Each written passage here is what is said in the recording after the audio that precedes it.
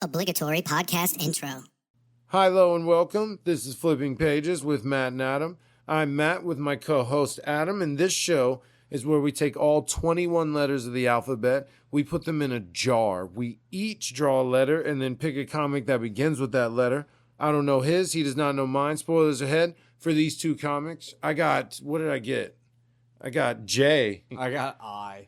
And so this time I was like, all right, I'm going to have a bunch of time to like dissect and like look into this comic and make sure I didn't need any of that extra time or planning or whatever. It's like insanely simple premise with a super simple storyline, which is animated or drawn to look like a kid's like Sunday morning cartoon almost. Oh, that's what it's supposed to look like. I guess, yes. I would imagine. Like on purpose, or is it this is just a straight up kids comic?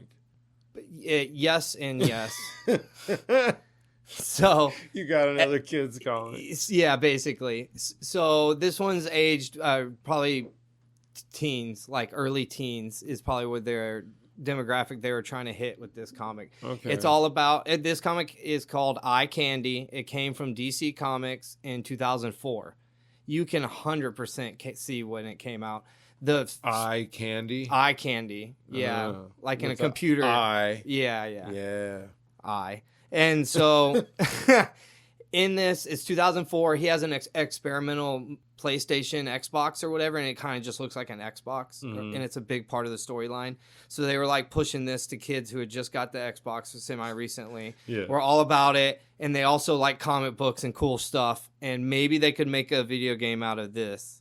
Is kind of where I saw it going. Oh, okay. Because the whole comic is about video games. Got it. It looks like American artists trying to do like Asian anime style art, but not all the way. Kind of like dipping its toe into it and not doing a pantomime. Just doing like an American version of it, basically. Is what it looks like to me. The writers were Dan Abnett and Andy Lanning, and then the artist was Kalman Androsovsky. And I think that's actually kind of how you say it. Correct. Did you check with Google? I can't say it right. I can't make my mouth do the right words. But these are both very famous writers in the comic book universe. They've worked together a lot. I'll get into more of it in Dollar Bin. So 2004, kind of leaning towards anime art, and everything has to be super cool and edgy and related to video game. Mm-hmm. So it was a good year. We see our main man. His name is Matt. He is in school playing video games, and the teacher asks him a question. He doesn't know the question. He gets in trouble for playing video games. How? Like a handheld? Yeah. Okay. Yeah. It looks like a Game Boy Advance or something. He gets kicked out of class. He has to go to the principal's office. So he after he went to the principal for his game thing, he just left. He actually was supposed to go back to class, but he just went home instead. Sweet. So the principal was not happy. He called his mom. His mom left work early to come see him. They established that she's a very busy lady. They lost the husband. Oh, no. The husband and her separated, and their daughter got kidnapped and is missing. It's been currently a year. It's been like a year or two. Oh, damn. Since their older daughter. So Matt's the younger son, and he's got an older sister who went missing a year ago. That's probably not going to come back. No, not at all. Why would they bring it up? Yeah, no. That sucks, though. Of course. So his dad ships him. He gets in trouble with his mom. He opens a package from his father. It's a new prototype video game system. He gets on it. And the box it's station. Like a sweet ass fighting game / action RPG game with weapons and stuff. It seems it's supposed to be cool. Okay, it's like some sort of action shooter kung fu type situation going on here. First person. They don't show it. Oh. They don't ever show you the inside of the universe ever. So he turns it on. Lightning strikes. Oh, who could have seen that coming? And his sister pops out of the video game. Basically, It's a character that looks exactly like his sister. And she's got like vapors coming off of her after she transformed out of the video game. What's up, Candy? Oh my God, where'd you come from? You know what I mean? Just kind of like, what the hell just happened? And all of a sudden she does backflips off the TV, breaks through the window, jumps on the house next to them, climbs up the house like, a superhero, basically. and Matt's like, what the hell just happened? I haven't seen my sister in a year. She was kidnapped or something, went missing. And now she pops out of a video game and starts doing video game shit. So he follows her up onto the roof, you're getting a quick fill in that this is a video game character. Mhm. She's from the video game world. Yes, she looks exactly like his sister, but she doesn't seem to like register exactly who he is. But her face and everything, it's basically Candy. And so, Is that his sister's name? yeah. His sister's name is Candy? Yeah. Okay. They call her Candy. Her, I don't remember what her real name is, but everybody called her Candy. Clandestine. So he's up on the roof. It's raining. She's looking all badass like a hero. And he's like, what's going on? She kind of explains a little bit. And then she deuces off, like double jumps away and lands on the next roof. And Matt's like, I'll follow you. And it basically falls. She has to save him. Oh, now there's a little camaraderie. Mhm. Now they've done the quickest introduction you can do. That was one comic that I just said. So now they're getting hassled by the police for her gymnastics across roofs and stuff. She had to save her brother Matt.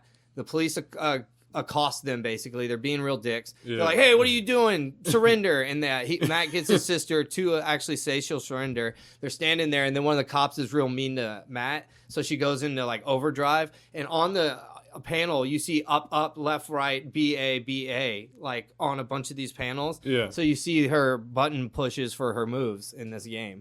All right. So they're like heavy-handed with the video game stuff. Everything in this comic has to be about a video game or reference to a video game. That's a long chain for just a move. Yeah. A kick. It shows a lot. Okay, so right, down, right, left, down, right, AX. No, way too what? That's like fighting game moves. Yeah, exactly. Like like the 2D. Yeah. Like the versus games. Yes. Yeah, you're right. Still too long. That's how they do it That there. looks like that's like a cheat code right there. So you see her just whooping these cops, and the whole time Matt's screaming not to kill them because he knows she's not in her right mind. Something's Right. going on. She's like a super video game character or whatever. He convinces her not to kill them, and she does. She holds back. I don't think anybody dies here. But the fight's cool. Like, I actually enjoyed the fight choreography. Yeah. A little dramatic, but it was fine. It was entertaining. I like that part. Cool. Then we see, now his mom's worried about him. Where is he? Did he get kidnapped? What's going on?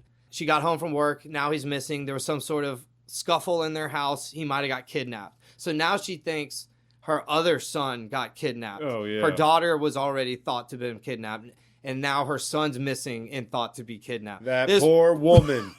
That poor woman, bro. Dude, Jesus. Can you imagine? Yeah, It's a year. It's only been a year. I can't. Dude. I can't imagine. Oh, God. So we get a bunch of scenes with her. She's like our other main focus of this comic, basically. Okay. So you get a more of an adult focused instead of like the kid all the time dealing with Candy. Yeah. So now they're hitchhiking it. They're trying to go to his dad's because his dad works for IFX. He's the one that sent him the video game. I thought so, yeah. And yeah, so he'll have the that. answers. Hey, by the way, I'm with my sister. We're headed up to see you. And he said anything. Because you sent this game box to me. Okay, would have got solved it. like 80% of the conflict in this comic. Yeah, that's your sister. Cool. Yeah. You know what's funny? His dad doesn't know what's going on right now, though. Well, spoilers. Adam hasn't gotten there yet. Yeah. So they're traveling to meet his dad. They're like on it's far. He lives in LA and they're having to travel real far by bus. So they're in a bus station. They're eating. And Matt mentions they need more money. So Candy hops up and starts breaking machines to get the cash out because that's how you do it in a video game. She was like kicking trash cans and stuff, expecting to get like health packs and shit. It was really cool. And as she's doing that, some hoodlums from the local bus station come and accost them. Worst idea of their entire life. Some street toughs. Yeah, some local street thugs. Yeah. So they show up and This is our bus station. Literally, yeah. Oh, Matt calls her Candy, and they're like, "Ooh, Candy, what a sweet name for a sweet girl." That sort of stuff. And then she just starts thrashing them. Like, nice. Matt again has to get her to hold back from killing these guys. Yeah. And she's like, "Are you sure?" And he's like, "Yes, do not do that." And then we finally see what's going on at the company, that IFX. There is Matt's dad. His name is Mike. Sorry, Matt's dad's name is Mike. And he works at IFX, and he's right under his boss. He's like kind of high in IFX. And his boss's name is Childs, Mr. Childs. And now we see their point of view. Mr. Childs is some sort of evil man who's with evil, nefarious plans that we're about to find out here in a minute. But he's not letting Mike know that. He's trying to play the good employer. Hey, what's going on with your son? Is he okay? We know he's missing. Can we help with that? Is there anything we could do? Because you're a valued employee, but he knows that Candy popped out of the video game, and he's obviously involved somehow. So he's like gently trying to... So he does know this already? Not the dad, but the boss. Yeah, does. Yeah, that's what I meant. Yeah. He knows the whole story. He knows everything that's going on. He knows they're on their way now. Okay. Yeah. So big bad guy shit. Yeah, exactly. Then he's like, all right, I'm going to send this really specialized mercenary. He's like a badass. His name's Corbin. And he looks like the guy from Mortal Kombat with the one eye. Kano. He looks just like Kano, except where the silver part is, it's like web mesh on an old video game. You know, like the lines that like curve and stuff. Sure. Looks like the inside of a movie video game. You know how they always pictured it with like grid pattern. Yeah. Okay. So he's got a big missing grid pattern out of his face, and he's a badass. Just remember that. Corbin is the badass. And he's been hired to go kill the kids. Yeah, he wants to get the technology. He wants to find out what's going on and capture Candy. They want to capture Candy. Got it. So as he's being told this, some low-level mercs are at the bus station about to bust up our crew. Matt, the son, and Candy, his sister, they show him getting on a bus and they show him getting off a bus. What's going on? The mercs get onto the wrong bus. They're on the wrong bus, and as they're on that bus, a real live video game character comes out of the world. We don't know what the world's called. The IFX made video game world, whatever. Mm-hmm. We find out. We'll lay more later. It's not going to take long. The low-level mercs have to fight a full-on video game character. They know what's going on. They've been told what's happening, so they're not surprised that a video game character pops out. So they're kind of ready. They think they're ready. They shoot it a bunch of times with shotguns. Doesn't do anything. Oh, damn. Knocks them out. Might have killed them. I'm not sure. And now it's coming towards them, so Candy has to fight it. And this part's sick. More good action. She pulls up a shotgun from her inventory. Yeah, right. She pulls up an inventory and pulls a shotgun out. Nice. I was like, that in the real world, that would be OP. That's awesome. Like the never-ending bag or whatever. Yeah. Yeah, dude, that would be hella OP. So she has a sweet fight with this big-ass video game monster. And she's shooting it, nothing's happening. Then one time she shoots it, and it, like, melts away. And she's like, Matt's like, what happened there? And she goes, I have no idea. It melted away. We get a bunch of the behind the scenes with Childs and Mike, his dad, and his mom and stuff. Oh, where is he? What's going on? We see Childs being a creepazoid. It's getting more and more exposed. He talks directly to Corbin again. He's like, hey, we need you to step this up. They're causing havoc. We need to catch them. Then as that's happening, there's just more random fight scenes for no reason. Video game characters pop out. And then they end up at the hospital because Candy got blown up and messed up by the last video game characters. There was a bunch. Yeah. She got messed up. So someone's like just sending them then. I'm guessing. Exactly. So the way they're popping you're up. about to find out here in a minute. We're already on issue 4. So they're at the hospital because Candy's hurt. At the hospital, more video game characters pop up. Corbin shows up at the exact same time. Our badass mercenary shows up. And they get into a big like 3-way fight. There's cops there trying to stop Corbin. It's a bunch of random events inside of a cool fight scene. Yeah. So like all I'm trying to say is these parts were cool.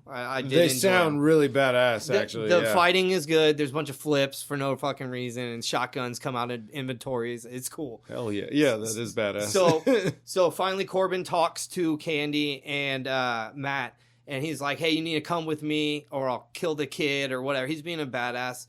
Or an asshole, I mean. He's being an asshole. He's like, I'll kill the kid if you don't come with me. You need to come with me. Asshole. And so they fight a little bit, but while they're fighting, more video game characters pop out, and they start attacking Corbin. And then we hop back to Mike, his dad, Matt's dad.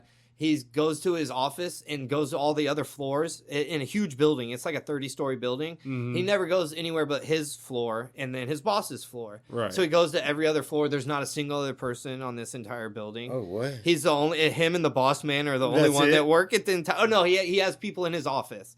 So his one floor. Mm-hmm. He has one floor where he works and then one where Childs works.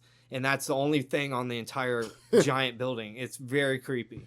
So that's what I thought. I was like, oh, empty office rooms. So this is where we finally get to hear what's really happening. Childs is about to explain it to Mike and Matt. father and son, and Candy. Actually, Candy's not there at the moment. So he explains what's going on to our duo.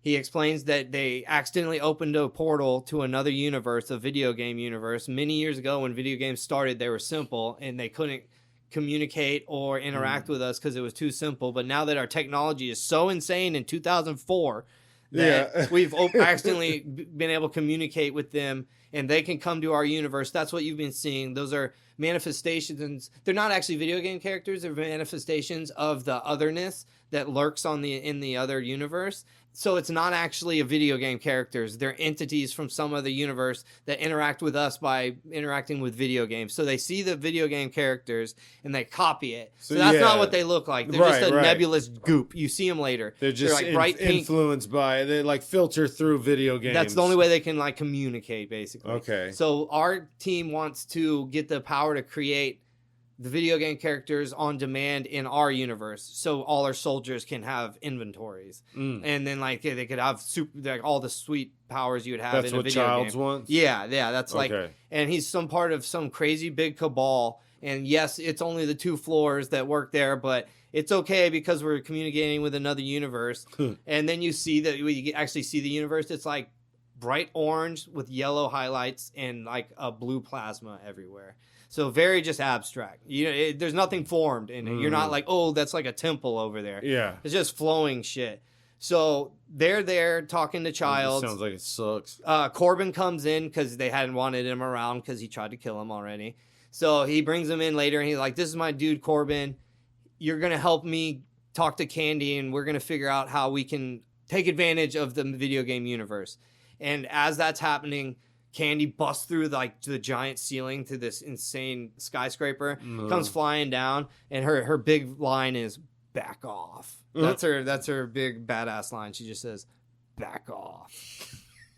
So there's a sweet multi-page fight with her and Corbin. It's a kid's comic. It's such a kid's comic. Back the fuck off. Yeah, you get one F word in asterisks and stuff. Yeah, right. Yeah, that's what you would normally do if you had balls. Yeah, so he just says back off, and then while they're fighting, Corbin is able to utilize some of the video game universe as armor. So he can put video game universe armor on. It's got that weird shimmery stuff, but he can't be hurt there. It's like invincible armor. So he's got like a screensaver armor. It's like just okay. Yeah, pulsating and like shimmering and like static. A lot like static. Oh, okay. No, and that's like, not what I was thinking. It was like where a modern bulletproof vest would be. It looks kind of like that, but he's also got him on his arms and his legs. He's got more. Cool. And so Candy is at a disadvantage here. She can't utilize any of that stuff. She's actually partly a human, and she's part of his sister, but not all. We don't get full answers on all that. Just that, yes, she is partially from that video game universe, but partially the sister, Candy, the original one. Some sort of weird mix, and we don't know any more than that. That's like, this is like at the end of the comic. What? Yeah, it picks up and then it like just rolls to the end. All right, let's get out of here. So he Childs is like, look, I'll show you what happened to the original Candy. They don't know. He didn't actually do anything on purpose. She was playing the new video game and got sucked in somehow and got trapped in the video game, and they don't know. Childs doesn't even know. So he shows them that. Matt and Mike are super pissed. They're like, where's my daughter? Like, this is some video game character. It's not my daughter. Where's my daughter? Whatever. And then he goes, you better back up. I've got these bit-mapped heroes that came from the video game, and I can turn them on if I want. And they're just like cyborgs, basically, but made of video game. And they look like the characters from the video game. Okay. And so he brings them to life just to scare them, but then they break free of his control immediately. Like, first 2 seconds, he's like, wait, what? And then they're free. So they're free. This is the last issue. Everything that happens from here on out is all wrapped up in one really short issue. So they all bust in. Now we have another 3-way fight of Corbin, Candy, and these new bit maps. They call them bit maps. The big video game characters, like player characters. So they're fighting, and then you notice that there's another character that's like a color swap for Candy, and it's a redheaded Candy. She's like light blue tinged, and this one's a red tinged Candy. Okay. So We don't find out anymore how that's related. We don't find out why there's two of them. They barely address it. They say the same things at the same time a couple times, and that's about it. Somebody says, hey, is that Candy too? And that's about it. That's the end of that. You don't find out anymore. And then while all this fighting is going on, Childs is trying to control the other video game universe, blah, blah, blah. He can't do it. He sucks at video games is the point. So Matt's like, let me try it. And so Matt's good at video games. Yeah. So he gives Candy a badass like mech. Not even a mech, just a big ass like Iron Man armor. Cool. He goes, all right, now it's a fair fight. Now she's fighting Corbin. She's fighting the bitmap guys. And she's just dominating faces now because she's wearing her sick-ass armor. It does look cool, actually. Yeah. Very skimpy women's armor tropes going. But other than that, it is cool.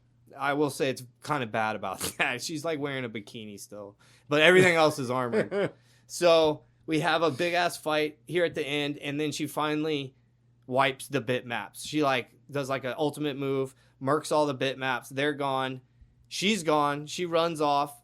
And now we see the behind the scenes with Childs and Corbin. They're still around. Corbin's like, well, I guess you're going to have to pack up now and throw in the towel because the whole plan didn't work. And then he goes, no. So they bust in another one of the floors and there's a bunch of people stuck in machines, with their head encased, kind of like VR. But more than that, they got tubes going in them and shit. It's very cyberpunk style interface. And he goes, I'm just beginning.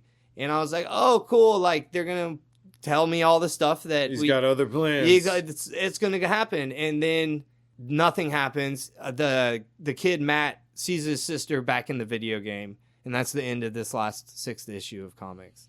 What happened to the other Candy? Back in the video game. They both just disappeared at the same time? Yep. They both disappeared. They didn't know what happened to them. And now we get confirmation that Matt She specifically said, "You saved me," or "You put me on save," or something like that, like video game shit. They had to sneak that part in. But yeah, and that's the end of this comic. That's like, hey, yeah, look, you want more, right? You kids are gonna love Eye Candy, right? I mean, she's a sexy robot, okay? Sexy robot. Kids like sexy robots, okay? 2004 video 2004 games? Xbox. You can get You gotta be good at video games. You know the pattern. The patterns. Only losers can't play video games. It's all about patterns. Stupid billionaire asshole CEOs can't play video games. Only kids like you can play video games. So that was 2004. What's the second one? Where's the next one? Oh, you surprised there's not more? No. Yes, I want more. Yeah. I want to know what the other candies going on. Yes, that's because why are the other beans even trying to interact with us? We'll save it. Yeah, we'll save it. Because, I got a lot of questions as well. Yeah. I didn't like it. It wasn't great. That's because it wasn't great, Matt. I got a comic called Jakob Kane. It's called Jakob Kane. Love it. It says La Isabella on it. It was more French shit? Yeah. Or something. Are you serious? Yeah, dude. It's Europe comics. The writer speaks a lot of languages. He spent a lot of time in Stockholm and also Paris. This was originally written in French and then translated. I didn't mean to do it. And in actuality, I had my wife do a little research and pick for me. Yeah. And this was one of the ones she picked. And I looked at it and was like, this seems cool. So I picked it. And it happened to be more French stuff. But it was written by Sylvain Runberg. Artist was Mateo Guerrero and colorist is Javi Montez. Okay. Came out 2019, Europe Comics in French. It's the island of Hispaniola. Okay. All right? Yeah. This is where the most virtuous of God's messengers rule supreme. It's the capital La Isabella. Uh-huh. Okay, now La Isabella is basically impregnable. You can't bust down the walls. You can't do it. You can't do it. Okay. Their faith is holding them sturdy, and their walls are even more sturdy. So this guy, we see a guy, a handsome man, dark hair and a ponytail, great eyebrows, killer mustache, and like a little triangle soul patch going on. Just everything on point. Handsome cat, Gotcha. really well put together, yes. So he's saying, this night, I'm using it as cover to sneak into La Isabella. So we have the Omekim Armada. They are on the outskirts of La Isabella, just relentlessly firing cannons and trying to get in for the last 11 weeks. Attack after attack, just nothing is happening. Sultan Suleiman has like taken down tons of people using this strategy. He has war machines, catapults, trebuchets. He's got all the cool stuff. Right. And it's worked pretty much everywhere else. Dude's damn near invincible. But it is not happening tonight. This siege, it's just not going well for them. They can't bust through the walls at all. They're Take just a hint. firing cannons. Yeah, he's kind of looking out like, damn, all right, this isn't working at all. But the Omekim dudes have heard that inside La Isabella, which they are the Inquisitors. So La Isabella, that's the Great Inquisition. They are the Inquisitors. They got some money, I would imagine. Yes, that is a big part of this. Pretty much the whole point. Yeah. The Omekim dude, Sultan, has heard that inside of Isabella, the Inquisitors have had a epidemic breakout called Black Ague. Ew. And it's just killing people by the dozens each day. I don't even like the name, bro. Black Ague? Yeah, it's kind of gross. Right. This is cool. The Sultan lives in a palace boat. So it's two like galleons together with a giant palace built on top of it. It is pretty badass, dude. Yeah, rulers over time have done that. And there's they seem to like it. It's a city. So there's like long buildings, kind of like old German type buildings with long 2-story. You know, like Attack on Titan everywhere, that European style. Yeah. It's those kind of roads and streets and then a big ass palace on it. And it's not the only boat city in this motherfucker. Really? There's another one. Shit. Yeah. The Inquisitors aren't asking for help for the disease. They see that as a test and they need to get through it without seeking treatment. And it's just the sinners will be punished and the virtuous will be healed. And the leader is Cardinal Torquemada. So the Cardinal Torquemada, he is the master leader of the Inquisitors, right? And he has a vast treasure. Yeah. And that's what these dudes are after, basically. They are attacking everywhere on the walls except the ramparts, and they explain why later, but our guy, his name is Jakob Kane, obviously. That's what the comic's called. So Jacob is like, I'm going to go to the ramparts, and I'm climbing up this mofo. I got these red ivory knives that basically make the concrete just butter. Okay. So he's able to just climb it? Climb straight up. It's cool. So they're as precious as they are rare. The Omekims and the Inquisitors don't know about it, but his people do. And his people are the Hippocrats. Okay. Yeah. So he climbs up the wall. He sees a guard, ends up fighting the guy. He doesn't die, but then he runs off. Yeah, he knocks him out. He runs off and finds more men. And he says, hey, one of our own has been attacked. So they all come up there, and then he interviews the dude he knocked out. And he's like, what happened? He says, I saw him come over the wall. I was like, oh, what did he look like? He doesn't remember his face at all. Can't remember a thing. So him and another captain, he goes, I'm going to go back to my squad. They gave me a new post so for the battle. Do you want me to put out an alert to all the other sergeants and stuff? And our guy Jacob is like, yeah, that's a good idea. He might be up here around the ramparts, so I'm going to stay here and search. And then he walks away and he says, I'm getting away under your noses because no one can remember my face once they look away from me. Oh, damn. No one but his brother. He's the only one who knows who he is. He is the last of the memory eaters. Oh, okay. It's cool. Sad. It seems like it'd be a sad / powerful. It probably sucks. Yeah. There's something interesting later about it, but yeah, it seems lonely and sucks. That's kind of a point to him. So we got Cardinal Torquemada. He's in there saying his vows. They're taking their wafers, which doesn't seem important, but apparently that is what's keeping them like immune from the disease. Oh, no shit. It's dropped later. Like they say, oh, we don't have, we didn't bring the wafers. So everyone won't think we're immune because they say the Inquisitors are immune to the disease or immune to all disease. And it's in the wafers, which I thought was really funny. I thought that was cool. He's preaching, may the disease take all the bad souls, and all those who have commitment will last forever. So the guy, his little right-hand man, comes up and tells him about the siege. They're not doing too hot. They haven't broken through at all, but there's like dozens of people dying every day. They've been throwing the bodies over the ramparts. So the cardinal thought cleverly that the Omeikums won't attack for fear of getting infected. And they've been staying away from the ramparts because there's just like so many bodies down there. Oh, okay. So what the cardinal says is, even if they break through the wall, somehow get in, we have a plan. We will take all our treasure and we'll skedaddle. And then the city will be subjected to the Almighty's vengeful fire. Pretty ominous. We see Jacob breaking into the city. He's seeing everyone. Everyone's sick. He's really sad. I wish I could help him, but his job is to go. He was asked by a father to heal his daughter and rescue this family from this city. And that is his job.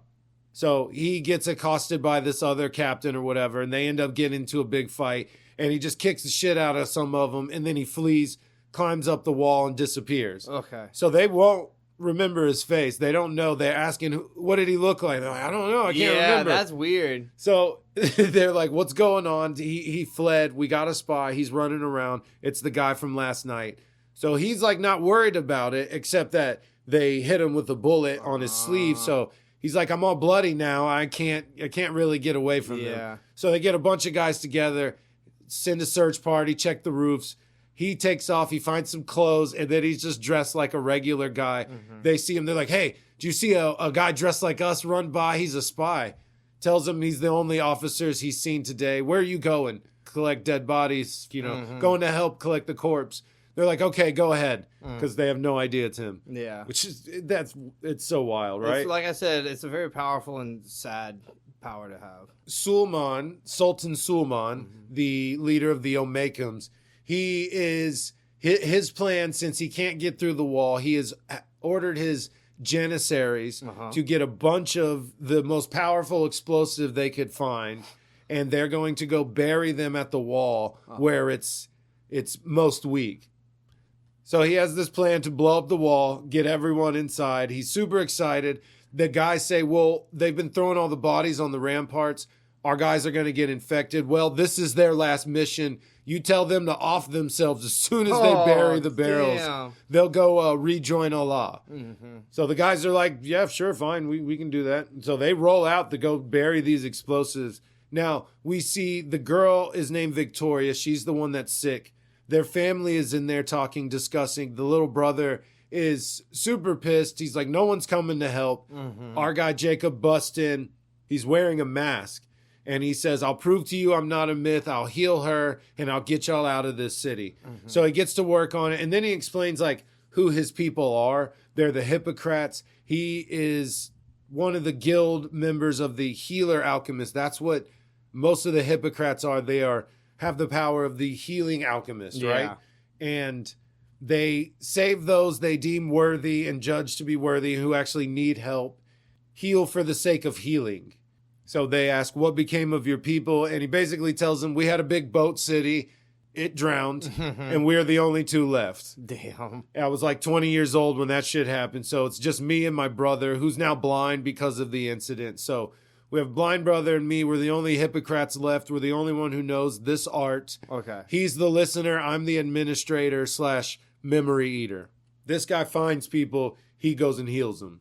That's essentially their jobs. Yeah. So he gets to work on the sister. He's explaining all this to everyone. He tells her, listen, she's already fine. She had dengue fever. It's not the black ague. So now the cannons start going off like crazy. Boom, boom, boom, boom. They're like covering for the guys going to bury all the barrels. Yeah. They have That's a little smart. timer. Smart. Set the timer, bury it all, and then they drink some stuff and off themselves. So the captains come back and the sultan's good.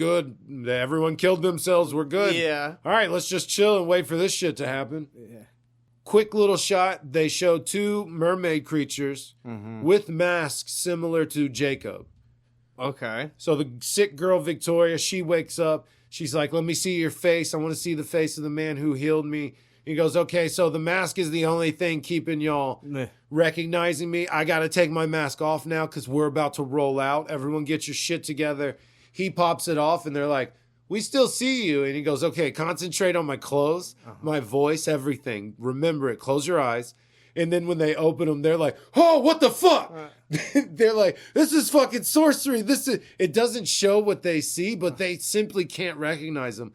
They know it's him. They remember that he just busted in and healed them. Yeah. But they cannot recognize his face. That's crazy. Or clothes or anything, right? No, they recognize the clothes. They recognize his voice. They know it's this man that showed up to heal, but they like simply can't see his face. In one process or something. They can't process it. Gotcha. So the daughter's just staring at him like I guess tripped out, because I want to know what they saw. Was it like a Pablo Picasso mess? Was it a blank face? What was it, you know? It couldn't be a blank face, because then someone would say that's the blank face. What the fuck is wrong with your face? Is it just another dude? You know, like a Scanner Darkly? That's what I was thinking. Yeah, where it's like shifting and shit. Yeah, that's what I pictured. It's got to be something like that. Scanner Darkly made no sense, because that's way freakier than anything a normal, like, shitty mask would be. You know what I mean? It makes no sense. Yeah, right? All right, so he gets them all dressed up as beggars, and they bounce out. He's trying to convince the dad, tell me where to go. And he's like, snap out of it, bro. It's me. I just healed your daughter. He's like, yeah, I know. Fuck. The mask was like way easier. Okay, I'll guide you to the boat. So they're walking through. He tells them, we'll get out of the walls. I have my red ivory grappling hook. This fool's like trying to sell toys. Right. He's like, my red ivory knives and my red ivory grappling hook. Yeah, he's got a whole kit going. It goes into stone like butter. So it's very essential. Yeah. A bunch of guards run up. He hides them all. You know, why'd you do that? Well, listen, they're running out of able-bodied men, and they very well might force us into service as soon as they see us. So as they're walking away, it cuts to Sultan. He's like, how many minutes till the explosion? He tells him half an hour, and he's like all giddy. He's like, yeah, pretty soon this city and all them fucking treasure, that's all going to be mine. Nice. It's going to be awesome. I can't wait. Right. The little right-hand dude to Cardinal Torquemada tells him, so, like, we know they're planning something. We just don't know what it is. But, honestly, our walls are pretty big and bad. We should be all right. Yeah. But, listen, this disease is like, listen, this is God's will is the only thing left here. He'll determine how this battle will turn out, man. I mean, we'll take our riches, we'll get on our ship, and we'll leave, and then we'll set this whole motherfucker on fire. Yeah. Ashes and suffering. That's all they'll get. They won't get this city. Jacob and the family roll up. There's only 2 guards. As they're like, all right, I'm going to take care of them. We're going to get out of here. A captain runs up with like 6 dudes, and they're like, hey, you, I know you. And he freaks out. He's like, holy shit. And he starts yelling at the Marquita's son. They're like, I arrested you for a drunken ball. You're one of the rich family. What are you doing out here in the middle of the night? Dressed like beggars. No, this is war. We're not having this. So he goes to take them. Jacob just says, go hide under those stairs, and just starts just kicking ass, bro. Starts shooting. He's killing them now. So he kills everyone. And as he finishes, the walls explode in like 5 different spots. Huge explosion. The Omekum start busting in. They're like, we got an escape route. Let's go. More guards show up, start chasing after him. He tells them to run. The Cardinal is like, oh shit, let's get the treasure and get the hell out of here.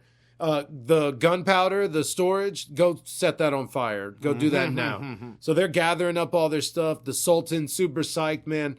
We got it. We got the treasures. We got the city. Get in there, capture the Cardinal, kill everyone else. So they set a fuse on it and they start bouncing. The Jacob and his crew or his people, they get out and they find the dad's boat, helps him get on the ship and tells him goodbye. The daughter's like, let me see your face again. Stares at him all weird. Yeah. She gets on the boat, and as they're leaving, the sweet mom, just gets shot through the chest. And it's a bunch of guards. They're like, stop them. Like, what? Like, why? The walls just explode. Get the fuck back there. Who cares about these 5 people and this dude you can't recognize at all for some reason? He tells him, I'll cover you. He dispatches all those dudes, kills them all. Huge explosion, even bigger than the walls. These guys, if they set off 5 explosions, This guy set off, basically exploded his entire city. The Sultan freaks out. He's like, no, those cowards, instead of accepting, they'd rather blow up their city. He killed more people than I would have. Those people would have been better off if I took control. Yeah. Fuck these dudes, right? Fuck these dudes. So Victoria, the mom's going to be okay. It went through and through. They're good. And they're sailing off. The whole city's on fire. People are trying to get out. The Sultan's super pissed. He's like, search this thing top to bottom. Find the Cardinal if he's still here. Underground, the Cardinal's getting on a ship, sailing out to the bay. He says, listen, the exit or the entrance is sealed up. We'll be long gone before they find out what happened to us. So they roll out. Jacob and his brother. His brother was just chilling on the ship the whole time, trying to poke and prod him. What's going on? Why are you so quiet? What's wrong? Tells him about the girl. I can't stop thinking about her. The way she looked at me, and he's like, no. I'm blind. I can't see the females. They can't remember you. This is a lonely life. And then they see the Sultan's ship, and they see the family's boat on fire. Oh, shit. Okay. When they get closer, they see the dad and the son have been shot and killed, and the mom and the daughter have been taken hostage by the Sultan, who just throws them in the hold. So Jacob's like, I'll go. Like, we gotta go. Yeah. I gotta go save them. And his brother, no, look, you were hired to heal her and get her out of the city, and you did that. Yeah. You get a hold of yourself. We're gonna attack an entire boat city. Yeah. We're gonna die. And he's, no, we got powers. We can do this. No, we can't, man. Get a hold of yourself. Listen, if the gods want us to cross paths with them again, we will. We gotta go. And then as they're sailing off in their cool, like, Waterworld type shit, you see 3 more mermaids underneath them with mask on swimming up. Okay. And then it says the end of book 1. There is a book 2, but it's in French. Only in French. Only in French. I don't know what happens. It kind of bums me out because I want to know. But the way this ended was interesting because it seems very realistic to me. Like, as much as it was a fantasy, it was very realistic to be like, she got kidnapped. Let's go save her. And it's like, dude, we can't. There's thousands of people aboard that boat city. Yeah. That's like a no, bro. And That's like, cool. That would be cool. Yeah. I'm not, no. He's like, good point. All right. Yeah. Let's get out of here. That's the smart thing. Book 2, I'm very much assuming that he does go and save her. I bet if you looked at the French version of it, you could probably figure out the first like half of the book. I asked AI to explain it to me. It didn't want to do it. It kind of just said he goes to rescue Victoria. Oh, okay. And that's about it. That's what their little breakdown at the beginning of the book said. But knowing, I mean, my wife might be able to read it to me because she speaks French somewhat. But honestly, if it just ends here, it's very dark but realistic. Yeah. Damn, that sucks. Yeah. Sailing off the other way. Like it. I mean, I like that. Yeah. I thought the world was really interesting. I liked this swashbuckling memory eater, which was just so cool. He looked rad in his mask. His blind brother looks cool. He's a badass fighter. Yeah. Just the whole memory eater thing was just so cool. And I feel like it's just a little side piece to this story. It's just like, oh, by the way, you know, it's such a cool thing. I like the whole Hippocrat. If you ask for us. So, he also mentioned the way they get in touch with them is they carve a message on a coral. Okay. And then that coral speaks to other corals. And then the brother is able to hear it and decipher it and judges whether it's true and they need real help, which is why he's the listener. And then he gets sent into villages, cities to find and heal anyone that is worthy enough that needs it and ask for help. Okay. He can't go save all those other people because no one asked. Right. It's just like a thing. I'm sure he can, but it's just part of their He'd like be too rule. busy if he had to go do everybody. Yeah, that's very true. But yeah, neat comic. Neat. Bing Bang Boom. Fuck you. Bing Bang Boom. I'm doing the Bing Bang Boom. This is Matt versus Adam.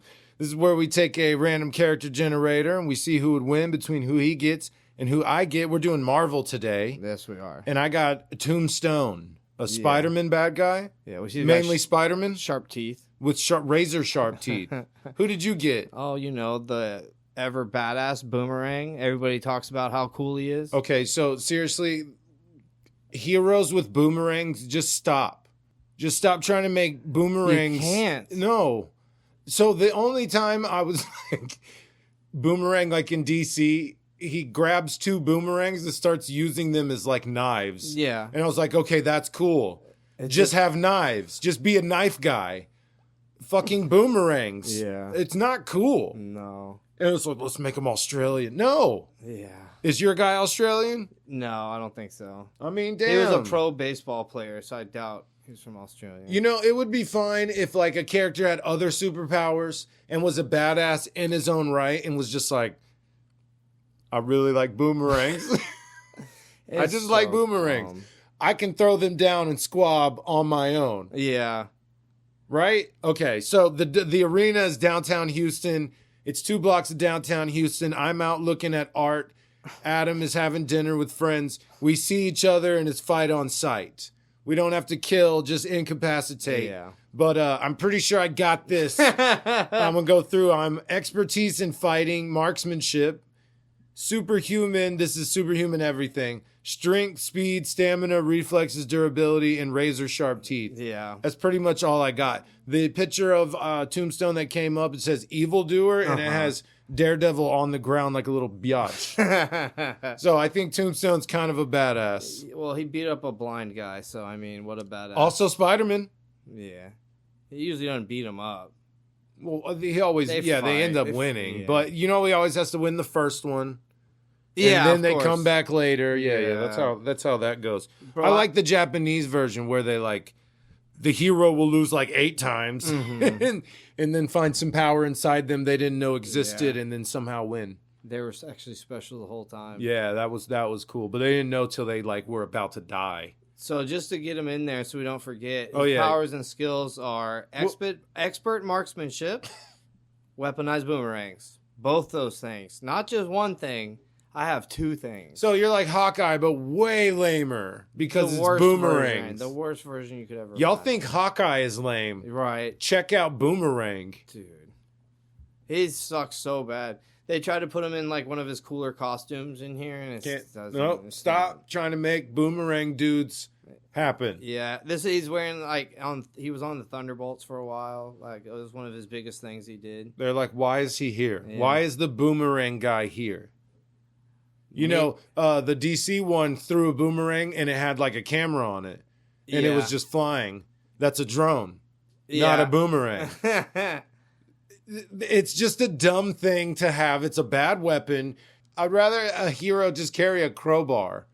That's way cooler than a boomerang. Yeah, crowbar's an awesome Simplest weapon you could think of, immediately better than your special thought up. And it wouldn't weapon. break. It's so dumb. Yeah, Boomerang guy. So yeah, I think you're getting your just ass kicked. I am. For sure. I have like razor boomerangs and sonic boomerangs. I have razor teeth. Your ears and your eyeballs are slightly sensitive to attack. That's so it. there's some defense you can pull, but I also have superhuman speed. No, dude, it's nothing. Even if I attack your vulnerable spots, it's not gonna like do enough. Well, like you know when Batman first fought Superman in the Justice League War movie, and he was like throwing smoke bombs and batarangs, and it was just kind of like bouncing up. That's how I feel that would go. Yeah. You would like try, and then realize like I'm screwed. True. And then I just tear you to shreds or rip you apart or something. Yeah. I actually look pretty cool in the comics. All the cartoon animated versions of them look pretty lame. Huh. But yeah, I'll take that. That is 53 to 48. Yeah, fudge. All right, we're on the socials. Go like them. We're on the platforms. Go listen. Hit them internet buttons. New episodes released Thursday. Dollar Bin released Monday. Let's get out. Let's wrap this up. Let's get out of here. All right. Yeah. Y'all have a good one. Bye.